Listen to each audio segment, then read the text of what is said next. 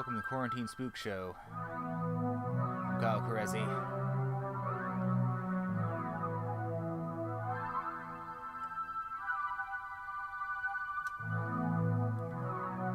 All on the farm is quiet, except for the crickets.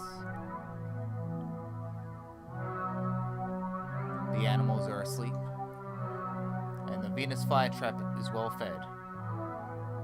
I can't tell you what I fed it with, because it's very spooky. It was human flesh, but that's besides the point. It's the Venus flytrap's favorite. Now I'm going to pull some cards for some unseen titles, and then I'll play some improvised spooks. The first title is the Arc of the Whole Night, and then the next card will be the first spook.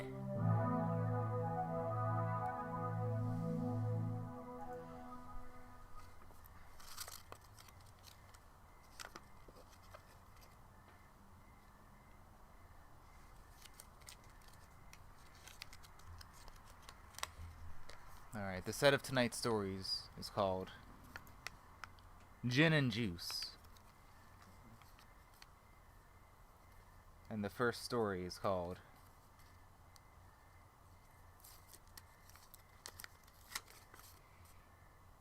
The Tooth Collector.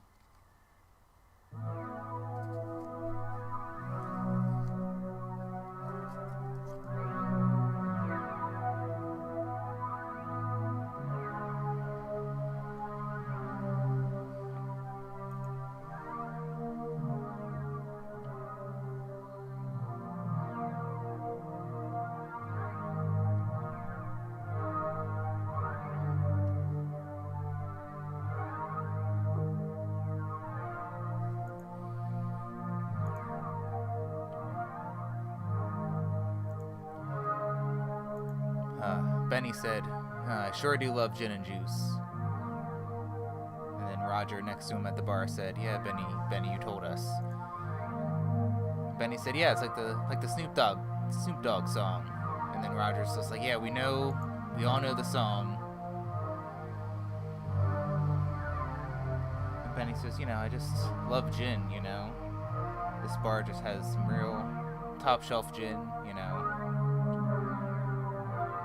array of a tapestry, if you will, of wonderful citrus flavors, some flowers, some grassy herbs, and all of that. Roger said, "Yeah, that's cool."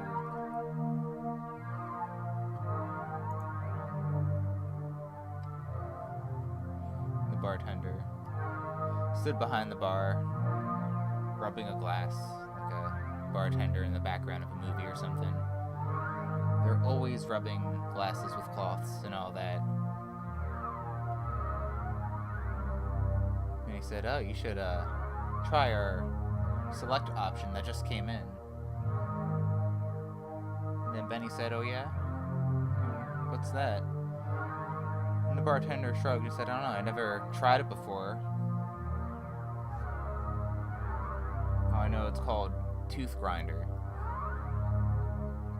And Roger says, Tooth Grinder?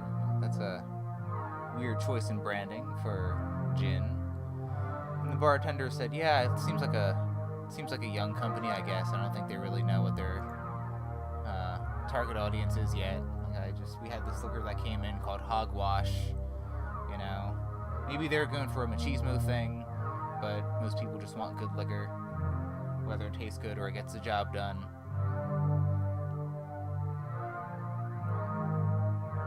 It's not like those weird, endless martini drinks you get at Applebee's, where they just have the tub of pretty much gasoline or vodka, and then just the sugary blue stuff, and call it fancy.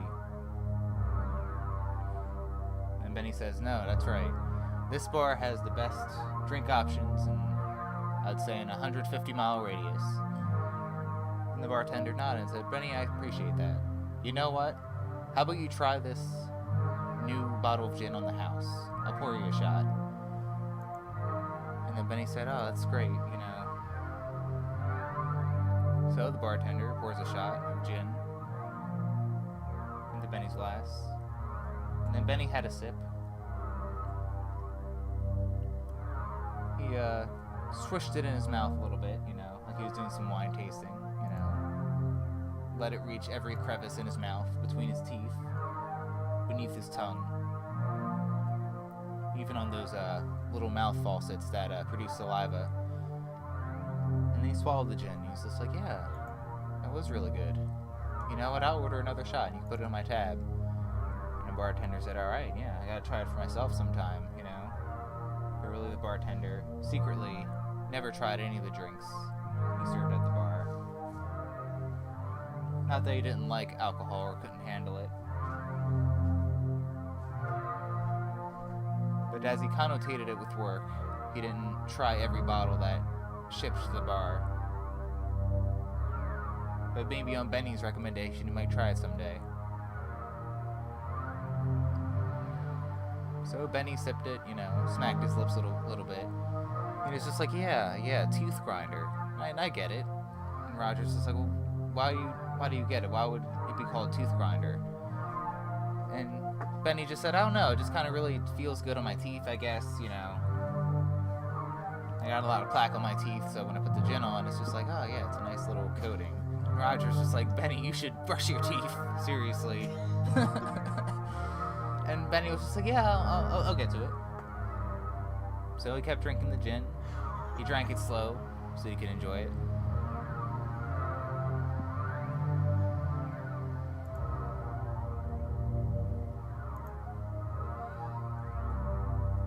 And then as the night progressed, he ordered more gin. And by the end of the night, at about 1:30, the bar was doing last call. And Roger said, Benny, I think you're really fucked up from this gin. And Benny's just like, nah, I think it's just great.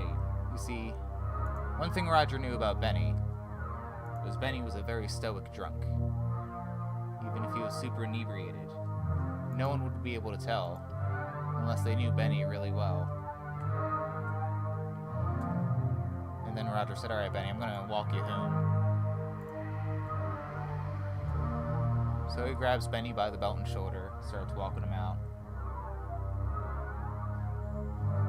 And luckily they lived in walking distance of that bar. It was the neighborhood bar. And Benny and Roger were also neighbors, so it wasn't a long walk, or much of a hassle for Roger to walk Benny back to his place.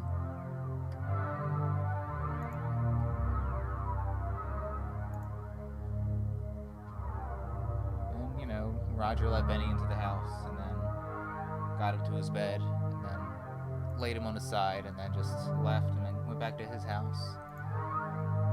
His cramped little townhouse, and he just went to sleep immediately. So Roger wakes up the next morning, and he sees a peculiar set of text messages on his phone, and they're all from Benny. First one said, hey Roger, can you come over? I need your help with something. The second text message said, hey Roger, can you come over? I need your input and feedback on something. And then the third text said, dude, Roger, come over right now. And Roger, not having much to do that morning, he's just like, oh, I guess I can swing by, I wonder what he wants. So, Roger walked over to Benny's place, let himself in, because they were buds that way. Roger said, hey Benny, you around? And then Benny said, yeah, in the kitchen. And the sound of Benny's voice, it was kind of like muffled, in a way. And Roger's just like, oh, I wonder what the deal with that is. He goes into the kitchen and he sees Benny holding an old-fashioned toaster with a reflective surface. And then Roger says, oh, Benny, what's up? And then Benny looks up and looks at Roger. And then Roger sees what Benny was looking at. All of Benny's teeth were broken down halfway through. It's like something eroded at his teeth. like they were all crumbled, like he got into a really bad fight or a car accident. And it's like all of his teeth, they look like they were shattered in half. And then Roger said, "Oh, Jesus Christ, what happened?" And Benny said, "I don't know, I just woke up like this, you know? So my teeth were just like broken away, and they're still breaking. They're little shards, and they're cutting my gums, and it's extremely painful." And Roger says, "Oh, Jesus Christ, Benny, we gotta take you to a hospital or at least a dentist. It's a dental emergency." And then Benny said, okay. So they go to the dentist, and Roger checks him in, and he's just sitting in the lobby, you know, staring at fish.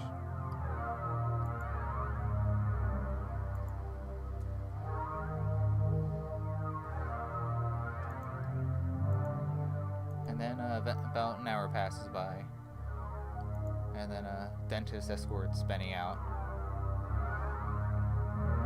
And then the dentist says, "Yeah, we can do proper dental surgery for this, like in another week." So we put some caps on him, some like plastic caps, so we can still like eat and stuff and still function in some way. But obviously, you got to go for the soft stuff, you know, smoothies if you can. I know it'll be a tough week eating all liquid, Benny, but, you know, it's just part of the process. And then Benny said, okay. Roger brings Benny home. Benny's pretty sedated.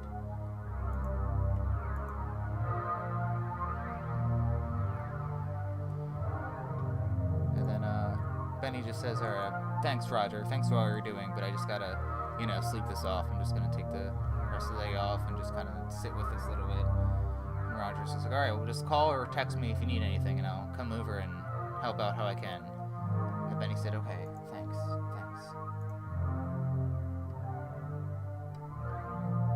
So a week goes by, and Roger hasn't heard from Benny at all.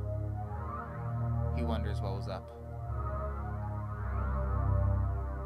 He tries calling, it just goes to voicemail. So Roger goes to Benny's house. And he walks in, he's like, "Benny, are you here? Do you want me to drive you to your surgery or something?" And then Benny said, "I don't need it." So Roger goes, sees Benny in the living room. He's just like watching TV. Not cable, but he hooked up like Hulu or Netflix or Shudder or something onto his TV. He doesn't have a cable subscription, you know, because, you know, cable's kind of just tanking. It's really sad if you watch live cable, but that's a different discussion. And then, you know, Roger says, "Benny, what's going on? We haven't heard from you." And Benny said, "Oh yeah, I'd figure out the whole teeth thing, you know, it's taken care of, see?" And then he smiles, and lo and behold, he has a bunch of shiny, you know, teeth. And Roger's just like, "Oh, you did the surgery already? Did they move you up?" And Benny's just like, no, I handled it myself, you know. I don't have the best dental insurance, so I just had to like improvise, you know. And then Roger's like, And then he looks at Benny's teeth, and he sees that every tooth is a different shape and different size. One of his two front teeth were canines. In a place where a canine should be, had a molar. And Roger said, "Benny, what did you do?" And Benny said, "Well, you know, I just, you know, it's expensive to get like newly installed teeth and all that, so I improvised and I collected, you know, just got my own teeth, you know." And Roger's just like, "How did that work?" And Benny's just like, "Well, I didn't get all the teeth from one place. It kind of took a while, but I just kind of, you know, I'm telling you this because you're my close friend, but I pretty much broke into people's houses and yanked out their one tooth at a time and put them all together in my mouth." And Roger's just like, "Benny, that's fucked up." And then Benny said, "Well, no, I left some money under their pillow because trying to do like a tooth fairy thing, and also kind of just as a form of payment. It's just like, hey, thanks for the tooth, you know, like a little thank you note, you know. I did it in like nice little like cool purple ink, you know, just to show my appreciation." And Roger said, "Benny, you stole a bunch of people's teeth." And then Benny said, yeah, I did. The meals have not been better. You know, and I've been going back to that bar and I got myself my own bottle of that gin. You mean tooth grinder? And then Benny says, yeah, it's really good if you want to try it. And Roger says, Benny, so you stole a bunch of people's teeth and then put them in your mouth. And then when you finished, you just started drinking all day? And Benny was like, yeah, I guess so. And then Roger was just like, Benny, don't you think that it could have been the gin called Tooth Grinder that actually, like, broke down your teeth? And Benny was just like, I mean, maybe, you know, but I smoke cigarettes, so, you know, take it as it comes. And Roger was just like, well, all the teeth you got, they're just gonna break down anyway. And Benny said, yeah, you're right, I haven't really thought about that. Alright, Roger, thanks for the feedback. And Roger was just like, alright, well, Benny, I'm getting out of here, you know, I'm gonna leave you to your gin and juice or whatever, and I'm going. And then, you know, Benny's just like, suit yourself.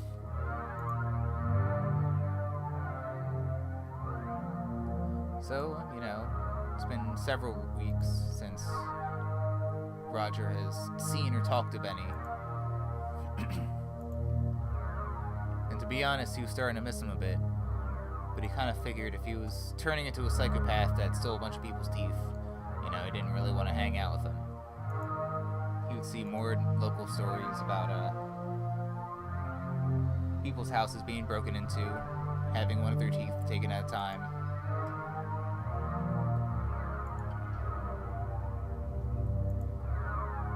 And then it escalated to 2 teeth at a time, 3 teeth.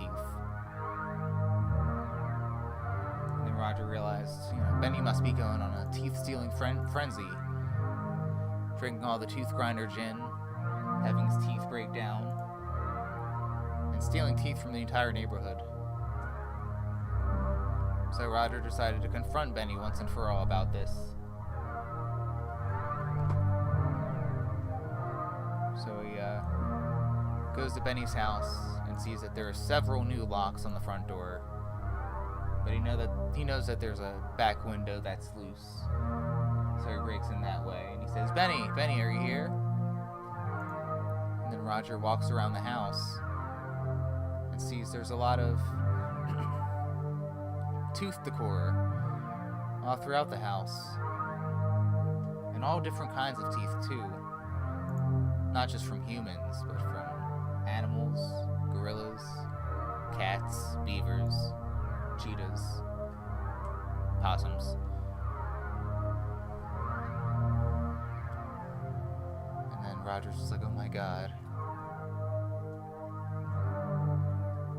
And then he sees Benny on his couch in his living room in front of the television watching it, laughing at something on Netflix and drinking a bottle of Tooth Grinder gin. And Roger just said, Benny, what's going on? And Benny said, well, Roger, just waiting to share with you my new hobby. I've started collecting teeth. I've been doing more traveling, taking as much teeth as I can, learning all about dental hygiene and all that. I brush my teeth 12 times a day, but my teeth still erodes, so I always have to get more teeth.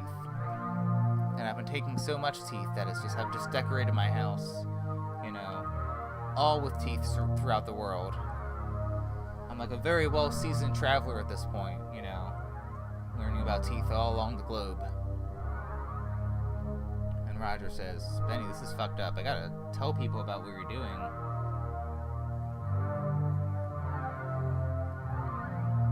And then Benny said, yeah, you can, but before you do, I want to take you into my office. And Roger says, your office? And Benny says, yeah, come look. So reluctantly, Roger is led to Benny's office, which is just a dental office with a dental chair and all that. Some charts that he kind of just like scribbled on a kid's coloring book with crayon, not actual medical charts. A lot of doodles of teeth all around the room. And he says, you see, I've been traveling the world trying to find a perfect teeth that can join the collection of my house and the collection of my mouth, but it didn't occur to me that I have a perfect set of pearly whites right here. And then he patted Roger on the shoulder. And then Roger said, "You're not talking about my teeth." And Benny said, "Don't you mean my teeth?" And then Benny smiled. And Roger looked into Benny's mouth and saw that he had 3 sets of teeth, both on the top of his mouth and the bottom of his mouth, all from different varieties of humans and different species from the animal kingdom. It was the most horrifying grin he's ever seen. Dozens of teeth just shining at him, and some of them already breaking away from all the gin he's been drinking. So Benny says, "Now, Roger, I've become really good at this procedure. If you just sit in the chair, it'll be quick and painless. And your teeth can go to where they rightfully belong." Roger's just like, "No, this is Benny, you're psychotic." And Benny said, "No, I've seen the light. I'm just a little drunk, but otherwise very lucid in my ideals for the ultimate tooth collecting." So before Roger can react, Benny grabs Roger, ties him to the chair. Roger squirms, tries to get out.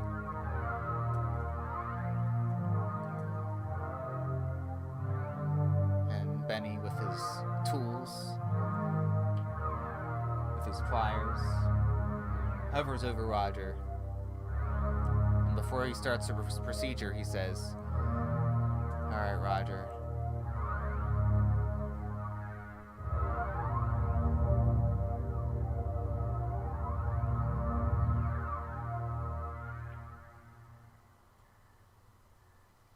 Tooth abduction is not a joke. If you know someone who's abducting teeth, please seek counsel. We have some numbers that we can prescribe." Prescribe? Yeah.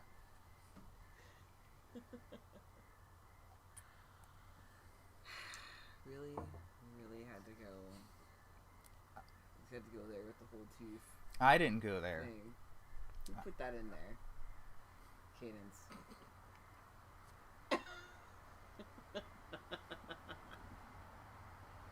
I was like, sure. That title could have gone any which way. Yeah, I okay. claim no You know exactly which way it was going to go in this house.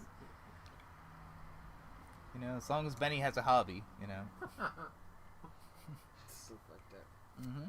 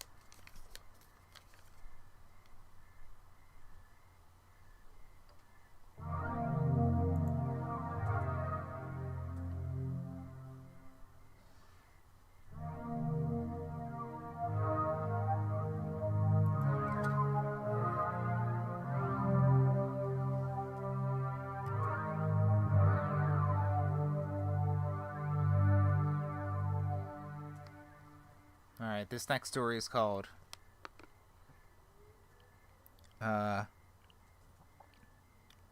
Lally Hanky? Lacy Hanky. Probably Lacey Hanky. I think it's Lacey Hanky. I'm gonna say it's Lacy Hanky. However it's written is gonna be how it's... Lolly Hanky, that sounds interesting. It's L-A, presumably a C, presumably an L. Alright, let's go with Lacy Hanky.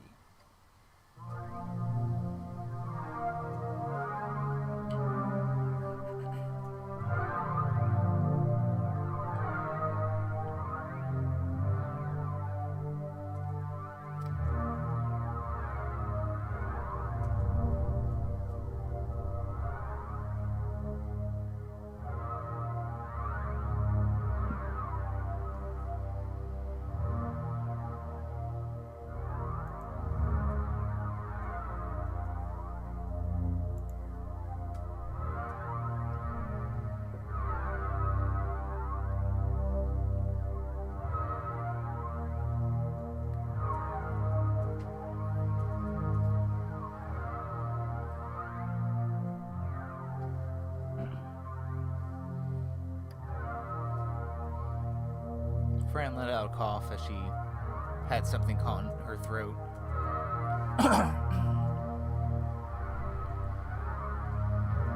It was only her first 2 weeks in the marketing department for Tooth Grinder, the alcohol and gin company. She's never had the gin herself, but she cast a wide net in the jobs she was applying for.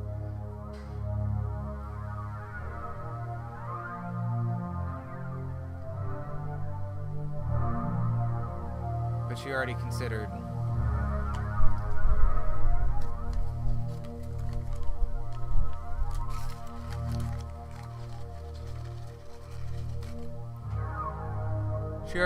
her job at Tooth Grinder a little strange.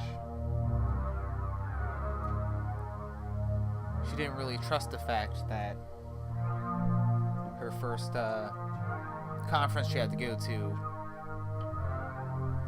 she would be accompanied by a new mascot for Tooth Grinder. He was simply known as Benny, the tooth collector. He's apparently become well known all around the world about collecting teeth. And despite using those teeth for sinister ends, it didn't mean much to the eyes of the public, because he brought the hobby of tooth collecting to a new light. All of the intricacies of teeth and dental care, the preservation of teeth. He was even a sub-branch of taxidermy. And Fran didn't understand why this guy Benny was now working on behalf of Tooth Grinder Gin. She assumed it had to do with aligned with the brand because it was called Tooth Grinder. And Benny was a tooth enthusiast. Those were the only dots she could connect. And even starting on the job, she heard a wide array of complaints that Tooth Grinder was breaking down people's teeth and making them go insane.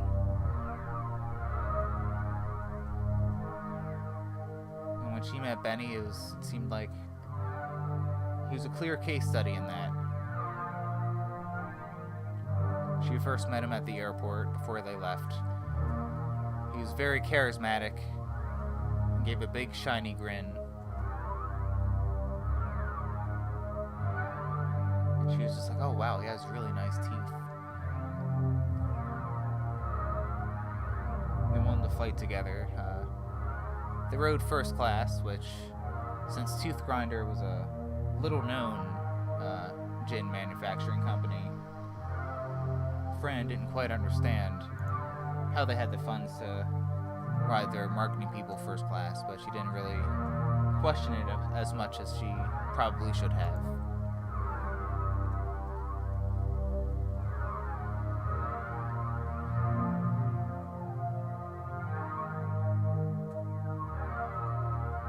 They talked about the usual things you talk on a flight, like baseball, I guess, television, some old Marvel comics, which Fran didn't know, but Benny was also into reading Marvel, just like, yeah, I was reading Moon Knight, that was really cool. And Franz was like, oh yeah, I was just revisiting Frank Miller's, Daredevil run, it's great. And they had a more enthralling conversation than she expected.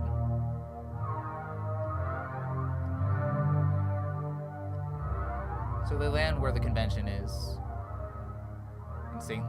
Louis.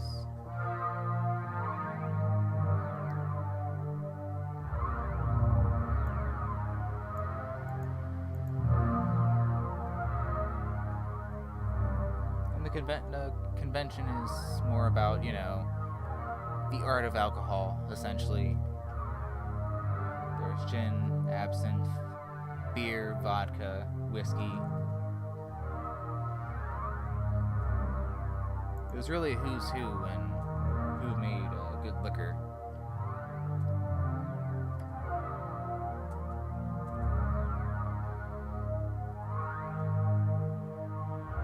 But she was pretty much, just like working their corner of the teeth grinder area at the conference. She was networking, talking about business prospects, talking about ways to ship internationally and how to. Talks about different licenses for how to distribute alcohol and all that.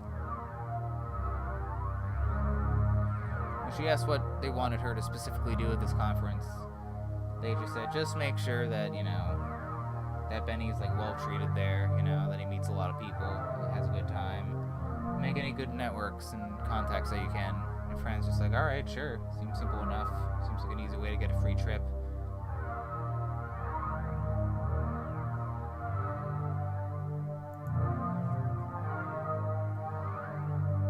So they're waiting in near a restroom area. Outside of the restrooms with a long hallway, which is essentially like a long lobby, There's someone walked by with a very strong, scented perfume. And then Fran's eyes started to water.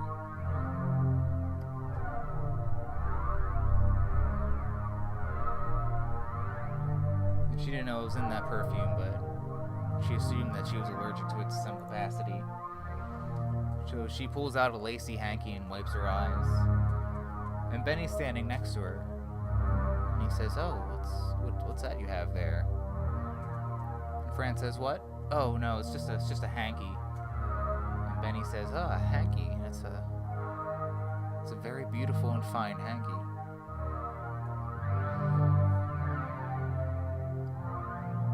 Fran says, oh yeah, thank you, it's kind of like a family heirloom, I guess, It says, it was first crafted in the 1850s in France. It was just passed on through my family through the generations, and I use it occasionally, usually just to wipe away just like simple fluids like tears and stuff, and I wash it consistently and delicately because it is a very delicate hanky. And Benny said, yeah, it sure is.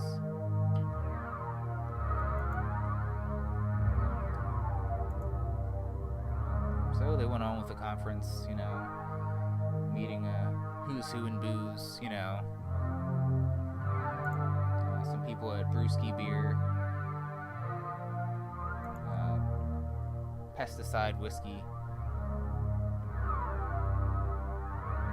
dark hat vodka, Smooth Rock Gin, the ultimate rival of Tooth Grinder.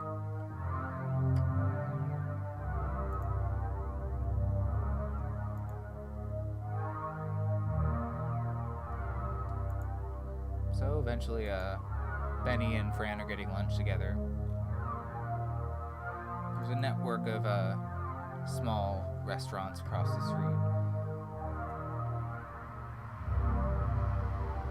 And then Benny says, oh, can I see that lacy hanky again? And Fran's was like, yeah, sure.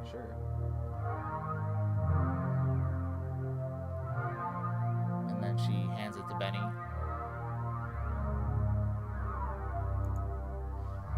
And then he holds the lacy hanky, feels it with his thumbs and fingers, and rubs it against his face, and even snorts a big whiff of it. Fran's just like, Benny, I need that back. And he's just like, oh, yes, sorry, my mind drifted there. And Fran's just like, okay, sure. That was her sign that, to keep her distance from Benny throughout this trip.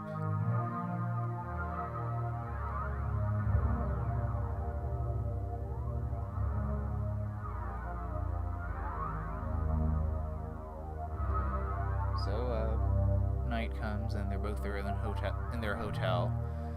Both of their hotel rooms are next door to each other, but they have their own separate rooms, separate bathrooms and stuff.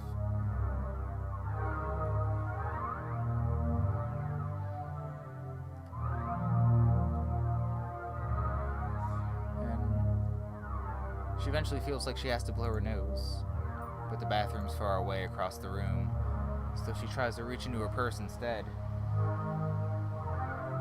But as she goes through her purse, she can't find the hanky. And eventually has to settle for sneezing on a pillowcase. She gets a little panicky, like, where's my lacy hanky? She goes through her purse and then her belongings and all of that, and she's like, no, I couldn't have dropped it. I've never done that before. I always tuck it in a very secure spot, either in my purse or in one of my pockets. I had to have, then she thought about it. She thought, could Benny have taken my lacy hanky? No, she thought of it as plausible. So, wanting to find this lacy hanky back, she gets dressed and leaves her room and then goes to Benny's door and knocks. It takes him a long time to answer the door. She can hear some fumbling behind the door. And eventually he answers. He looks very tired, like he just woke up. And he said, yeah? And then Fran takes a closer look at him. And she sees that he has no teeth. Fran said, oh, I didn't know you. And Benny was like, come in, hold on. So he invites Fran in his room. He turns on the light and goes to, he finds a glass filled with water next to a set of dentures with the teeth that he had when he met Fran. And he put them in his mouth and got acclimated with them. And Benny said, all right, so you were saying? Fran was just like, oh, I didn't know you had dentures or anything like that. And then Benny said, yeah, I have a set of dentures for every day of the week, every 2 weeks. Usually when I travel, I bring 14 dentures with me, so I can always have some on hand. I like to mix it up. You know, mostly they're human teeth, but sometimes I have like a human teeth with like one alligator tooth in it. If I'm feeling really devilish, I have like all shark teeth.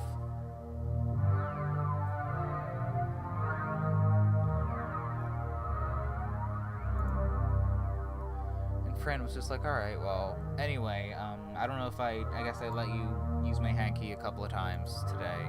I don't know if you still had it with you, you know.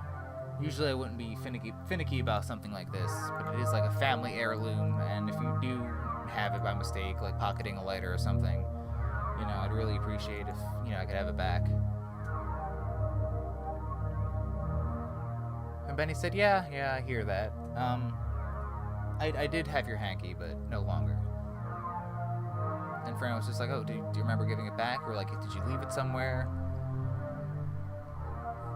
And Benny said, well, no, it's not that. It's just, you know, I mean, you are an employee for Tooth Grinder, right?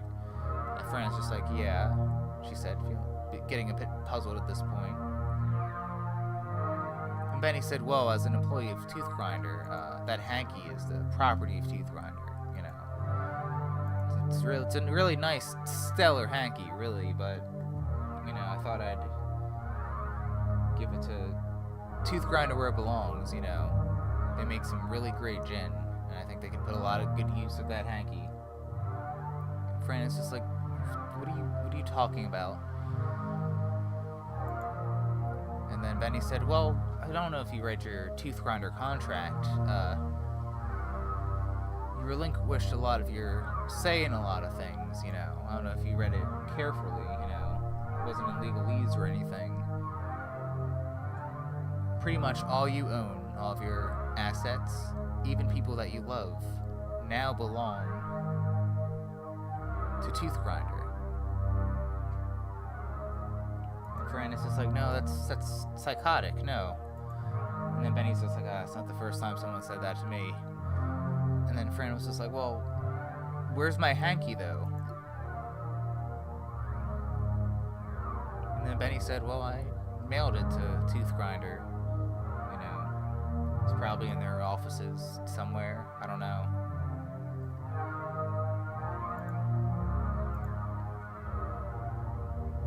And Fran, not really processing what's happening, and she's just like, alright, I don't know what to do about this. I'm just gonna... She speaks out loud about her thoughts, and she's like, well, I'll just quit or whatever, you know, once I get my hanky back, I'll just get out of this. And then Benny said, oh no, there's no quitting Tooth Grinder. You've signed up for life. Didn't you read the contract? I mean, I kind of know how you feel, you know. When I was a kid, I'd watch television shows and movies that talked about signing contracts, and then the characters get fucked over by seeing something in the contract that they didn't see before when they signed it, and they have to abide by it or have to fight against abiding by it. But then as an adult, I now see the value of reading the whole contract before you sign it. And then Fran's just like, I'm getting out of here, you know.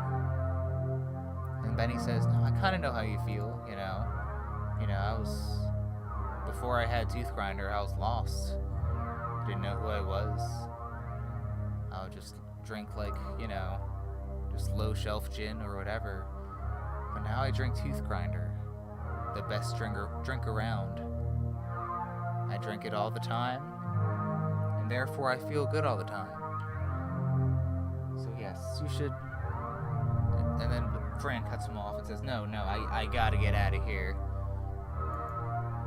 And Benny says, oh, but there is no I, because there is no you.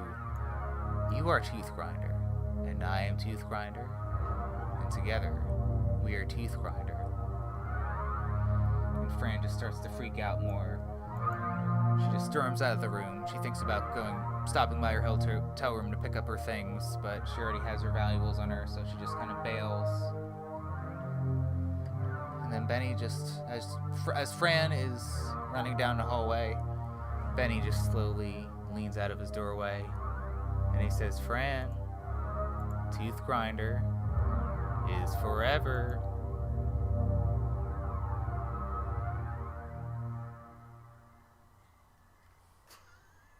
You're in a fucking creepy roll, man. What was that? You're in a creepy roll. Yeah, it's good creeping going on in the story. Yeah.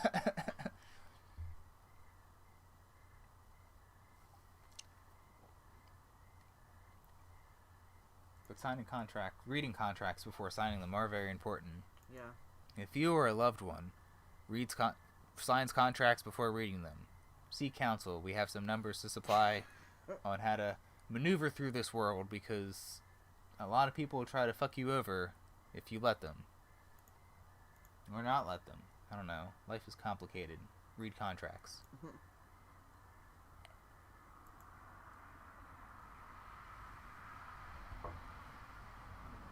is complicated. Read contracts. It's true. It's not bad advice, you know. That's not.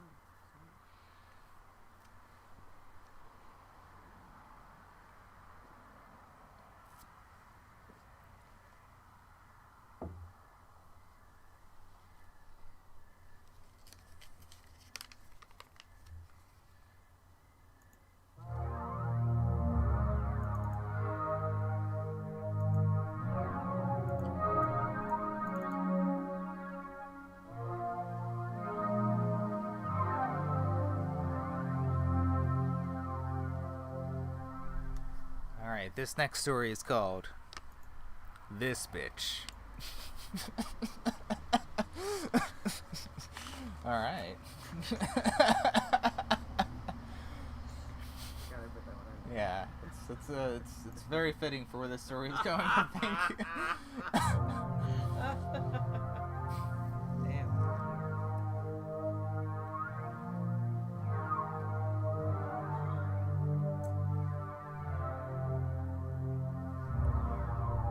Fran drives her Prius, parks it in front of Tooth Grinder headquarters. She recalls the conversation she has with her lawyer when she landed from the St. Louis conference. She gives him the contract and the lawyer reads it. And he says, yeah, well, why would you sign this? You're essentially signing your life away with this contract. And Fran was just like, yeah, but I needed the money though. I'm like, not everyone's into like working jobs and all that. And her lawyer says, yeah, but you really fucked yourself over with this one. I mean, you can make claims to not abide by this stuff, sure, but in the meantime, you're gonna, it's a real hassle on your part. I mean, I'll fight for you in court so you don't have to deal with this bullshit, but I don't think I can get your hanky back.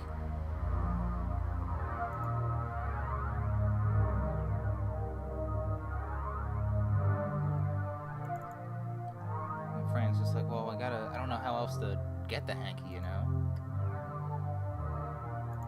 She says, well, I mean, Benny heard me vent about quitting and stuff, but I haven't technically quit yet, so maybe I can go to the office and just try to get the hanky back. And the lawyer says, well, I guess that lacy hanky means a lot to you. But, trying to get that hanky back, it's, if you try to break an entry into the headquarters, it's going to be really hard to defend you in court. And Fran says, no, I'll just, say I got back from the conference, said it, went bad or something, or maybe talk about Benny or whatever. But I think if I just go back into, the offices, I can just try to find the hanky, try to go to the CEO floor or something. Which the headquarters is 9 floors, but the high-end executive floor is on the 6th floor, which is very peculiar, And the lawyer says, well, not everything's from a TV or comic book, The highest paid people at a company doesn't have to be on, the top floor of a building, this isn't a cartoon. And Fran is just like, no, I guess not.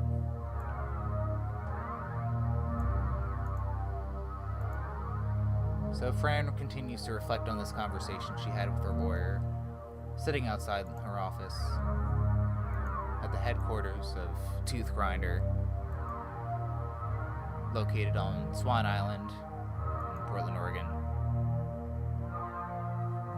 She's just like, alright, I'm gonna do this. So she parks in her spot and goes up to Tooth Grinder. She enters the lobby, which is very large and spacious, but very sterile in its decor. She always found it grotesque when she worked there. She's relieved that she doesn't have to work there any longer. But she just has to fake it long enough to get her lacy hanky back. It holds memories to her deceased mother and deceased grandmother.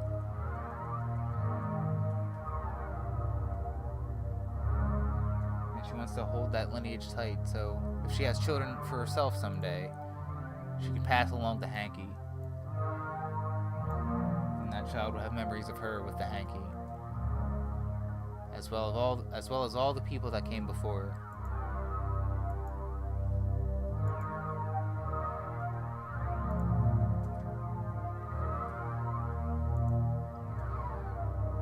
So she goes to the front desk, She talks to the secretary there, the receptionist, Carol, She works, she's employed under a different security firm that's employed by Tooth Grinder. Not technically a Tooth Grinder employee, but a contractor. So she always felt that she could vent about working at Tooth Grinder to her.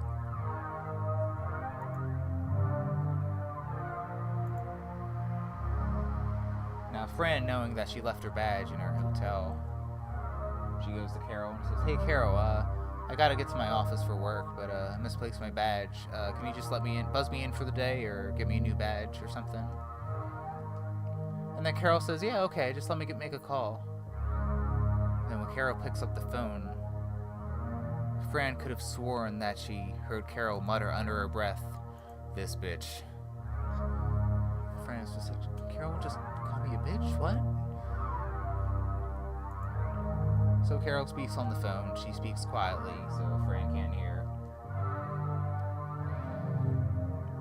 And then Carol said, "Alright, yeah, you can go to your office, but they want you to stop by the 6th floor first." And Fran says, "The 6th floor?" And that's where the CEO is, the CFO, all the executives for Tooth Grinder and all that.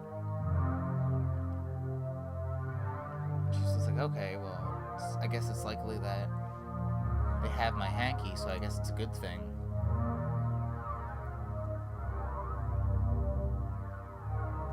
So she starts to get on the elevator, and then Carol says, "Oh, Bruce will escort you." And Bruce is a security guy, just wearing all yellow, also working for the same security firm that Tooth Grinder has employed. And he's just like, don't worry, Fran, I'll protect you," he says in a jovial manner. So they get on the elevator together, and, the elevator rides up. Bruce stands next to her, in a very unassuming way. He considers working security at Tooth Grinder a pretty easy gig so far. And Fran just kind of thinks, Tooth Grinder manufactures gin. They don't sell any other alcohols. They don't sell to many locations nationally or internationally. So why do they have such a large, extravagant corporate office?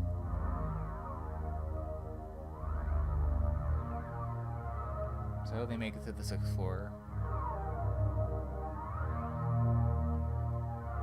And then another security guy is there.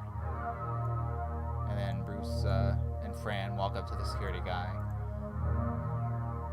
And then Bruce leans to the other security guy's ear and whispers, "This bitch," and then walks off. And Fran was just like, "Did he just call me a bitch? What's going on?" And the security guy, who's a lot less jovial, is just like, "Alright, this way." And she's never been to the 6th floor before. It is, the way she would describe the lobby, she would call it as like phony immaculate. But the executive floor, they really, since a lot of people with a lot of money walk in, they really want to impress him, or whatever. She didn't really think much of the decor, but that's what she assumed that they were going for. She did work in marketing, and she has insight to these things. So she goes into the CEO's office. She walks in, and then she sees the CEO, the CFO, and Benny sitting in his chair, smiling at her, waving, with a different set of teeth that she saw him wear when they first met.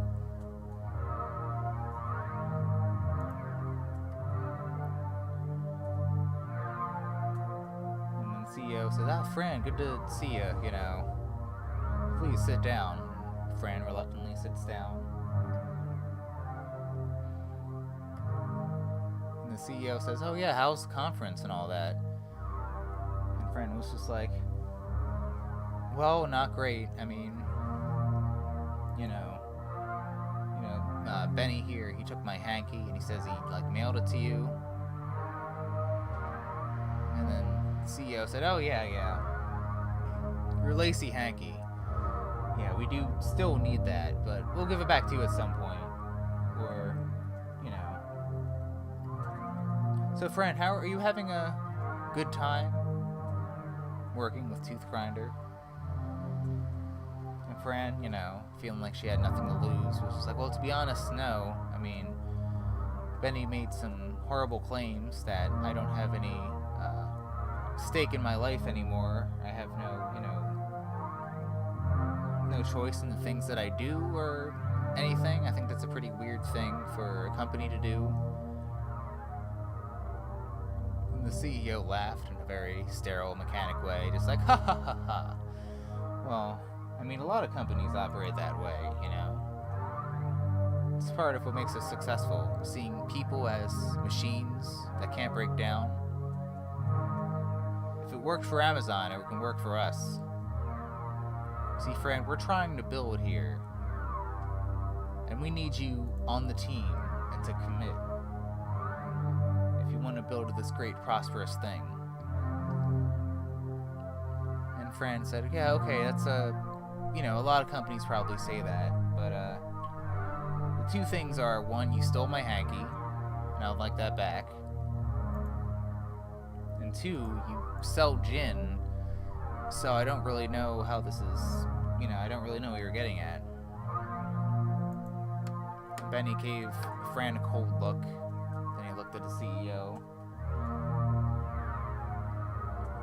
And the CEO said, Fran, have you ever tried tooth grinder gin? Fran said, well, no, I haven't.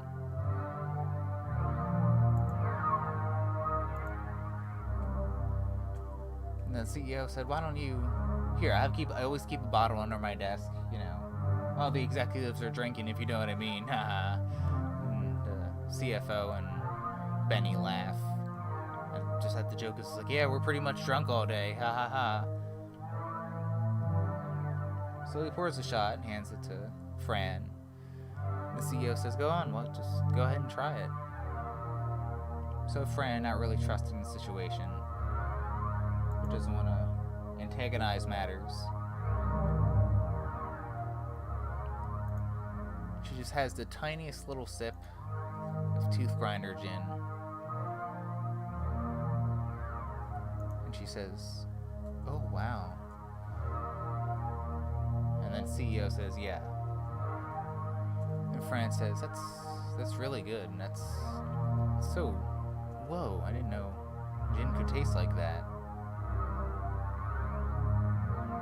And the CEO says, yes, that's right. So you see why we have to keep your hanky, We're a small fledgling company, but your hanky has the fluids of generations upon generations. Fran's just like, what? And the CEO says, well, we need it for research,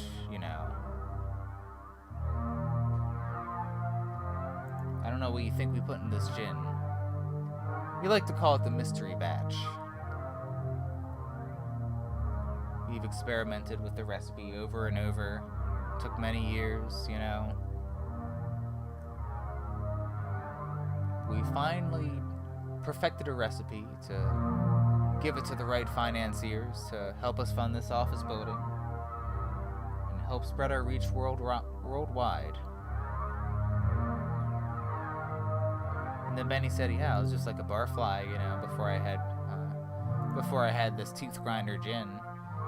But now I'm a world-renowned tooth collector and a proud employee of this company. And the CEO said, yeah, that's right, Fran.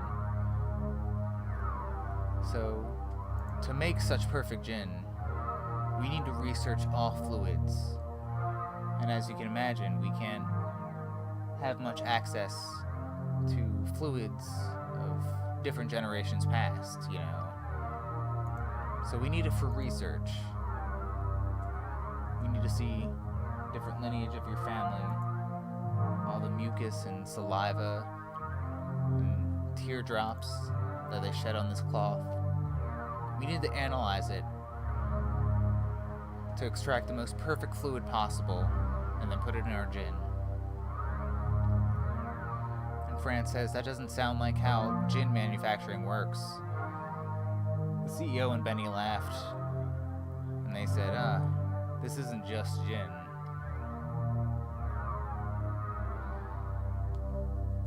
And then Fran said, oh, well, can I have the rest of the shot? And then the CFO said, oh, please, yeah, enjoy. And then Fran pretty much downs it in one gulp. And she says, oh, fuck, that's good. Alright, yeah, Alright, you can hang on to the hanky for a little bit longer, but I do need it back at some point. The CEO says, of course, Fran. We would never lie to you.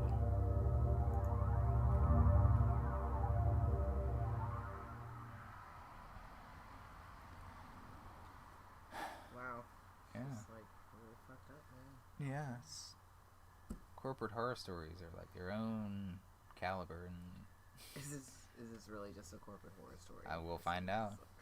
See what the last spook is. Started with teeth. Started with teeth. Well, it started with gin, also. Technically. A lot of things start with gin and teeth. Yeah, see? You know, one day you're just enjoying a nice shot of gin, and suddenly you're part of this evil empire somehow.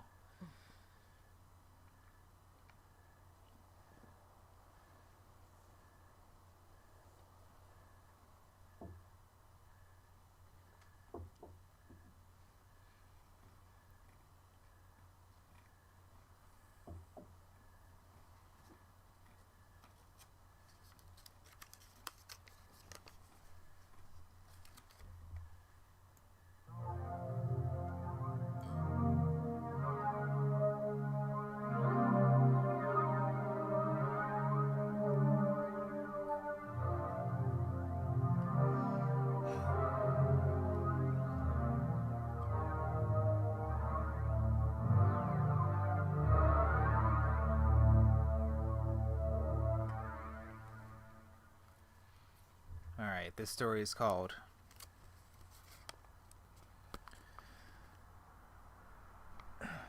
If I hit myself in the head one more time, I'll...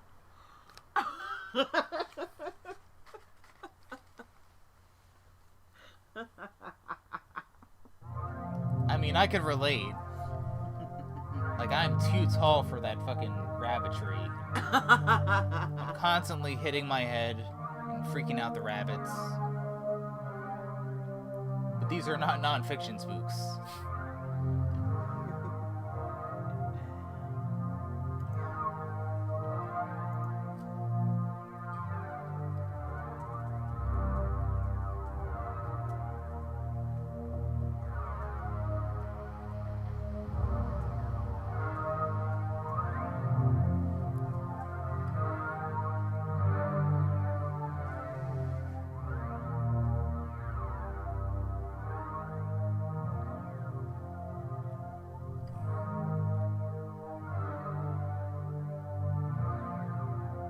Fran suddenly woke up at her office desk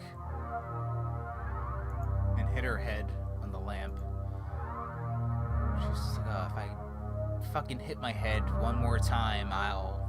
She didn't finish her sentence, just rubbed her bruise. Ever since she tried the gin and tooth grinder and decided to play ball, she just started to drink all the time. Now she's drunk all the time. And in her drunkenness, she realized that everyone else in the office and the corporate building are also drunk. Not just drunk on the alcohol, that would be one thing. But the tooth grinder gin did something else.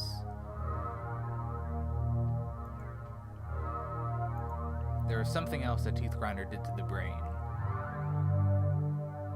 She couldn't quite put her finger on it. But she was also a bit too drunk to figure it out.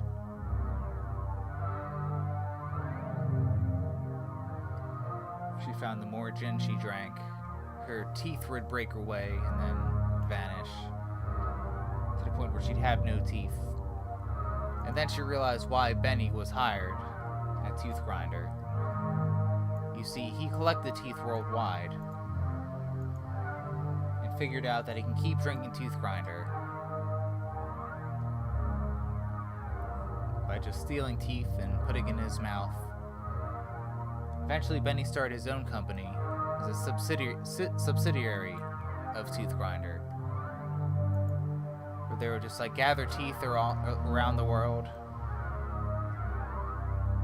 They would co-conspire with dentist's office to steal teeth. There was actually one scandal where they were almost caught with a supermarket chain distributing asparagus to make people's teeth fall out. But that's a separate story. But Benny found a way to bring in teeth on a regular basis. And so the corporate level of Tooth Grinder were able to drink this gin all the time. And if their teeth broke apart and fell out, there was always a new batch. So they could always replace their teeth. So they never had to worry about the side effects of Tooth Grinder. Not the physical ones, at least. Not like the clientele, where gin enthusiasts around the country and world would just drink this gin and have their teeth break apart, and then not be able to find the resources to repair their teeth, and have to remain that way. But the employees at Tooth Grinder, they were having new teeth come in on the fly, thanks to Benny and his sub-company. You know, Fran tried not to think too much about his dealings, you know, working with corrupt dentists, or people that would steal teeth, or even what the Tooth Fairy thought of it. She tried not to think about it too much.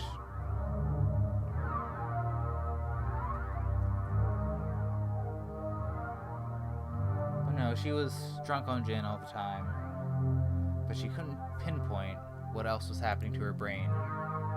She knew it made her more clumsy. Not to the drinking, just clumsy in life. She felt like her consciousness was being diminished in some way. Even if you're drunk, it'll lower your inhibitions, but you still have some awareness somewhere. But with this gin, it shrunk something a lot more valuable, besides just immediate motor skills and sensory abilities.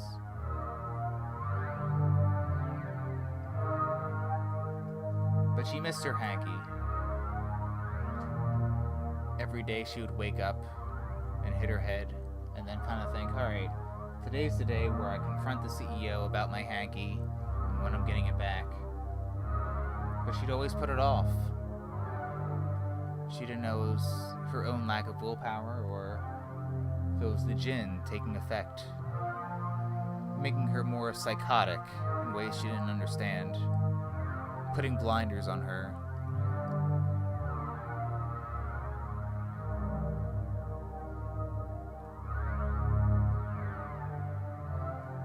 So then one day she decides, okay, I'm not gonna drink any gin.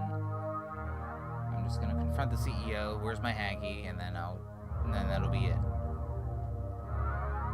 She wouldn't add this confrontation to announce that she would quit or anything, because if she did quit, she wouldn't have the surplus of teeth that would fill her mouth as she kept drinking this gin. Unless she chose to sacrifice the gin. And that was a sacrifice she was not willing to make. There was something cerebral about Tooth Grinder. But she did pick one day, eventually, where she wouldn't drink any gin, and she was lucid enough where she went up and confronted the CEO. And she said, "Mr. CEO," and he's just like, "Yeah?" And she was just like, "Oh, sorry, I guess that's not actually your name." And the CEO said, "No, my last name's CEO. That's how it's pronounced.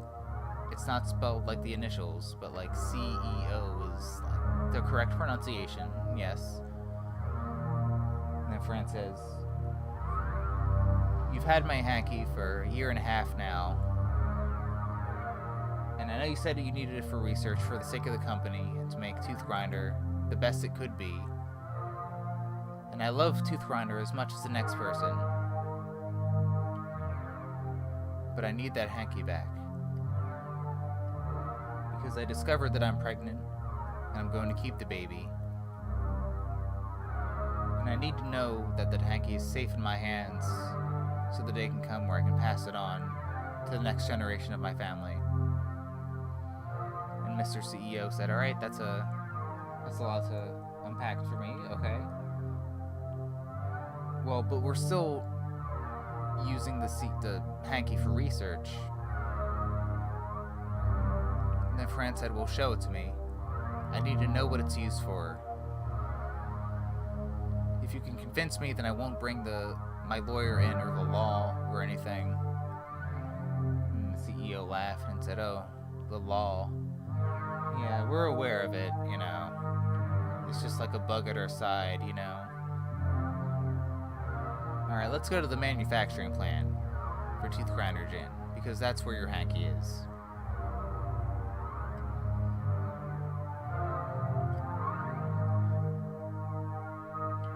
And then the CEO and Fran, they go to the lobby level.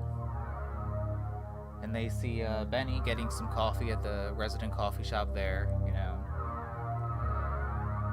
And then the CEO says, hey Benny, wanna go on a joyride? And Benny's just like, hells yeah. So Benny joins him in this ride.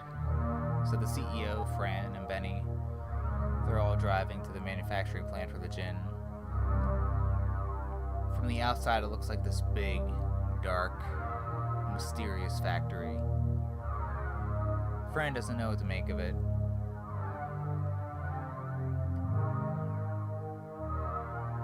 It looks like some sort of mysterious dark warehouse from like a Batman comic in Gotham City, or perhaps, you know, some sort of weird Lovecraft story that was actually good and used like a research of the region or something. But they go to this dark factory. They go in and they see the distillery, they see the gin being made, being placed in the bottles, and those bottles being labeled. They had the classic symbology of just a tooth in multiple pieces, multiple fractures, and then all those fractures were labeled like different parts of the brain. They thought it was really clever, but it took them a while to realize that it didn't matter how they branded the gin. As long as people drank it, they knew they'd be into it, hypnotized by it.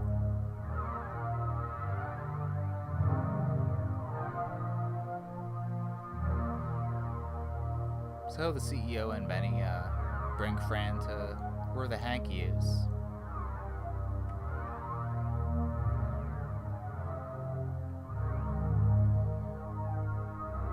And the hanky is just outstretched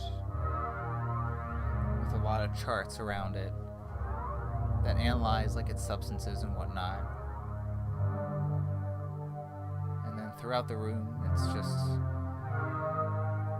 a lot of different pharmaceutical manufacturing machines that try to recreate the substances that are analyzed on the hanky. And then Fran asks, well, what is this? And the CEO says, well, you see, this hanky has human substances from the past 150 years, which I'm sure you know. But we use these substances to manufacture flavors for our gin. It has snot, saliva, teardrops, semen. And we all orchestrate them, pairing it with our citrus flavors and our grassy herbs to make the perfect gin. But the gin is not just perfect. We we found a way to not only create a good flavor, or not just to create a good state of inebriation, but we also create the gin to tamper with the mind. We don't deliberately manipulate everyone.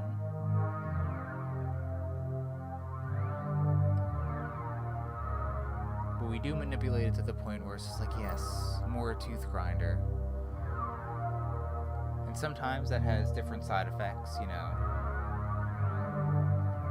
I mean, you've probably read the reports that our tooth grinder gin have driven people insane to do atrocious acts.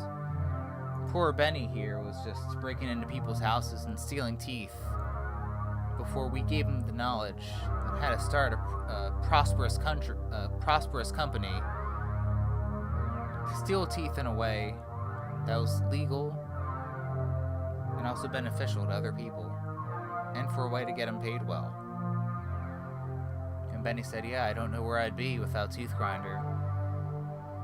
And then Mr. CEO said, yeah, that's right. So you see, we still need your hanky. It has DNA and fabric from generations of humans.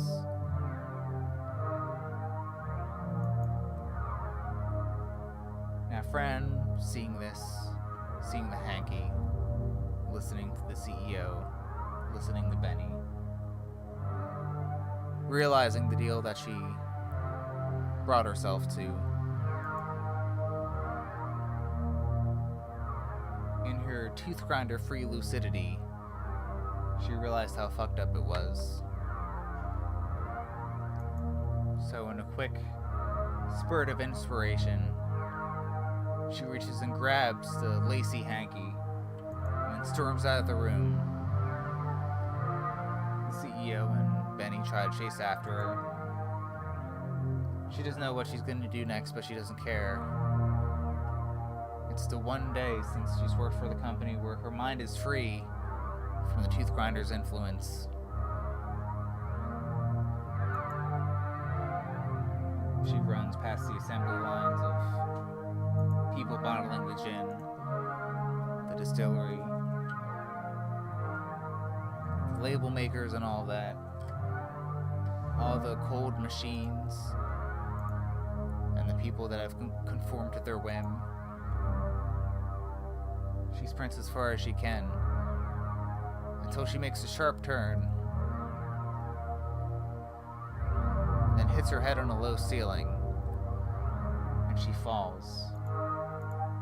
It disorients her, and she's bleeding. She can't get up. She feels like she has a concussion or something. And she's just lying there in delirium. And then the CEO and Benny approach her overhead. And the CEO said, "Oh, Fran, you should have just abided by the contract, you know. Could have had a lifetime of gin."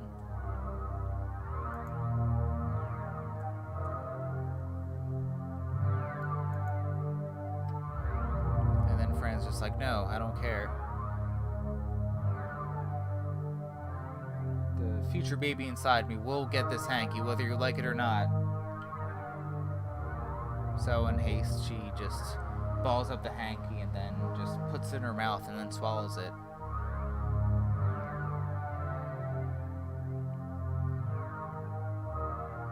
And the CEO and Benny look at each other and they think, oh, what are we going to do about this hanky?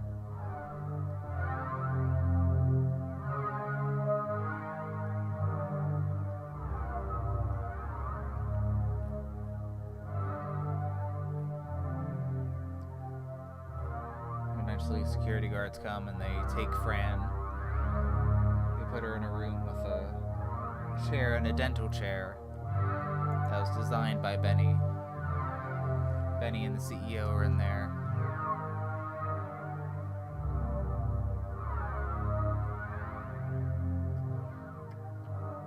And then Fran says, "No, you're not getting my lacy hanky." And the CEO says, "Oh no, we don't need the hanky anymore, not really.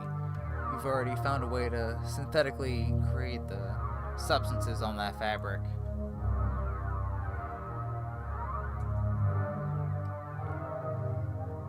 In fact, we don't really need anything from you at this point. And then Francis is like, alright, well, I quit then. I don't care. I don't care what you do. And the CEO says, oh yeah, we know.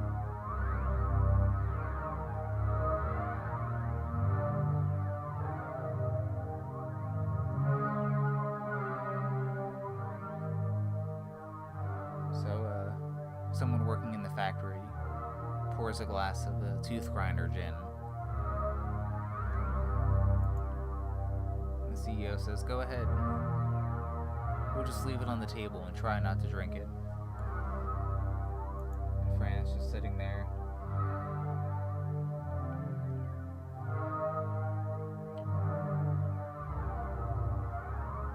She's sitting in the chair just staring at the gin. Benny and the CEO are watching her. Fran, being a marketing person, didn't quite orchestrate her values in the way that she should have, perhaps. Perhaps she saved the company longer than she should have.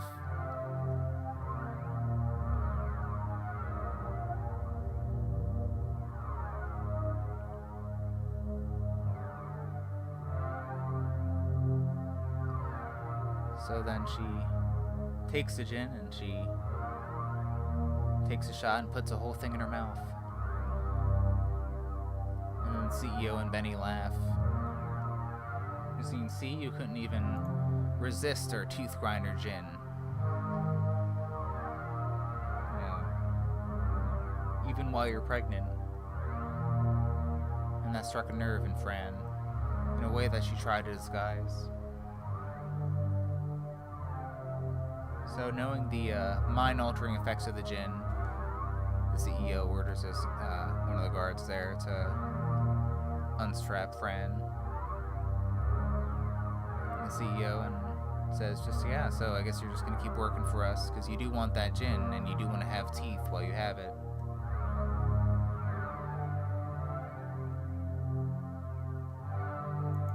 So then Fran gets close to him and then spits out all the gin from her mouth. And it gets all over the CEO. And then Fran says, it tastes like shit. And she just bolts and runs.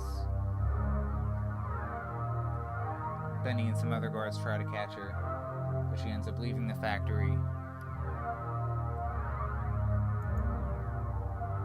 And she gets in her car and leaves the property.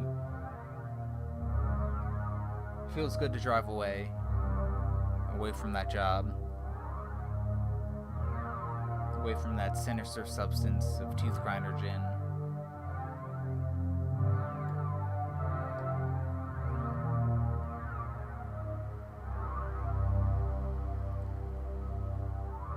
And then she sticks her fingers down her throat while she's driving and eventually regurgitates the hanky. And then as she's driving, when she reaches a stoplight, she just holds the hanky. And in relief, knowing that she can pass it down, she just holds the lacy hanky to her chest.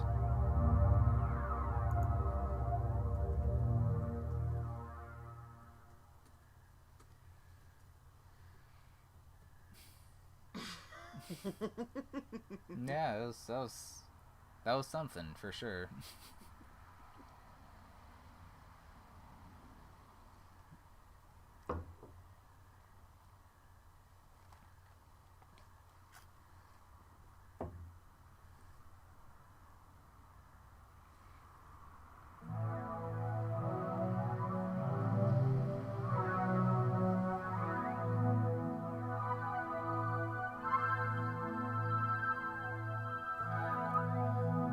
Well, that was Quarantine Spook Show.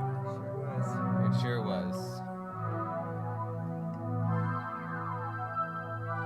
Have a splendid evening.